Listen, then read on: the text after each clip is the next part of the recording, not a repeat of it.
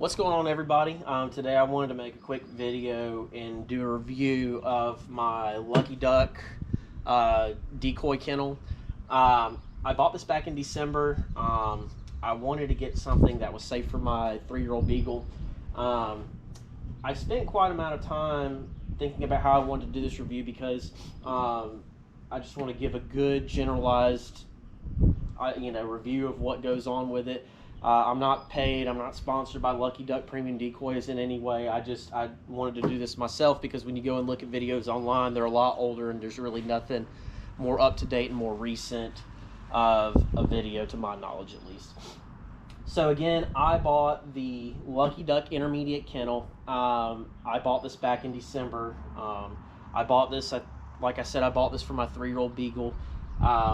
And I wanted just to kind of talk about some of the reasons why I decided to buy this kennel, give you guys some generalized information as to what you're going to get with this kennel, the pros, the cons of the kennel, just stuff like that, so on and so forth. All right, so I want to first talk about this kennel. One of the things that I really wanted to focus on more than anything is, like I said, I wanted to focus on the safety aspect of determining which kennel to buy. I spent about a month and a half looking at different kennels, looking at older reviews of different kennels. Lucky Duck came out with these not too long ago, I think within the past 5 years, so they're still kind of new, newish, but I wanted to find something that would keep my dog safe. I hate to admit it, but I used to let my dog roam around in the car. I still do if it's just small town stuff, but any type of long distance traveling, she goes straight in here, no questions asked. I want her to be as safe as possible when it comes to traveling and going down the road. So that was the biggest factor of deciding which one I wanted to go with. Lucky Duck offered a really good kennel for the price. I looked at the competitor that everyone knows about. I really wanted one. I was really adamant about getting one, but they were just way more expensive. I'm not knocking the quality of it. They are a good company. For me personally, I just didn't want to spend that kind of money on that type of thing. So when I started looking at this kennel, Lucky Duck put out that these were 5-star crash test rated kennels. That was the biggest thing that I wanted to focus on. So that was the number one. The number two is I wanted something that was rugged, that could just take a beating, and I felt like this could do it too. Unfortunately, at the time of buying this kennel, they didn't have this option, but Lucky Duck actually just came out with a medium-sized kennel that I probably would have went with at the beginning.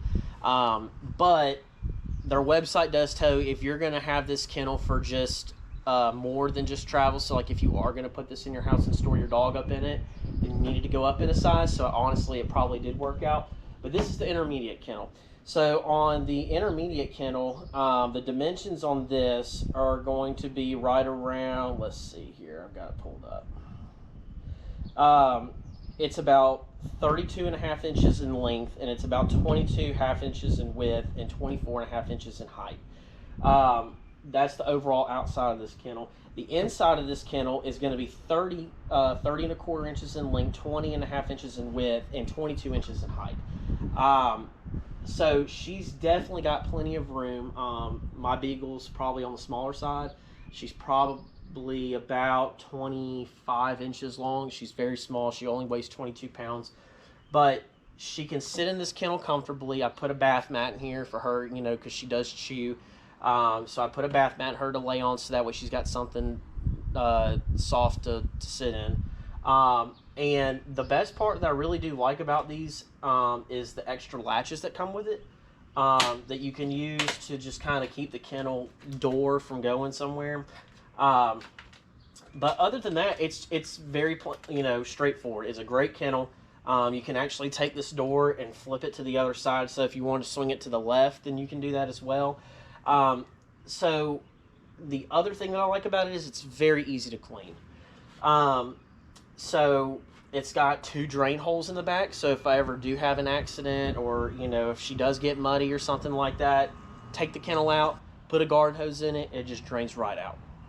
That's probably one of my favorite things about this is that aside from the safety aspect of it, it's a great kennel. It's easy clean. So really the cons that I have with this, there's really not too many. The first one, I really wish this was a double molded kennel for insulation, especially in the wintertime. Like if you do keep your dog locked up outside, because I mean, again, these are for hunting, duck hunting and stuff like that. You're going to be taking this kennel and putting it back in a Ranger or side by side or whatever, and you're going to keep your dogs in it, and you want to make sure that they're warm and and dry. So I will say that is the one thing that I really wish that they had insulation in it. The next thing that I wish they did was, this kennel cost me around $600. It was $599 before tax at Bass Pro. And that's the other thing too. You can actually go to Bass Pro and take a look at the kennel before you buy it.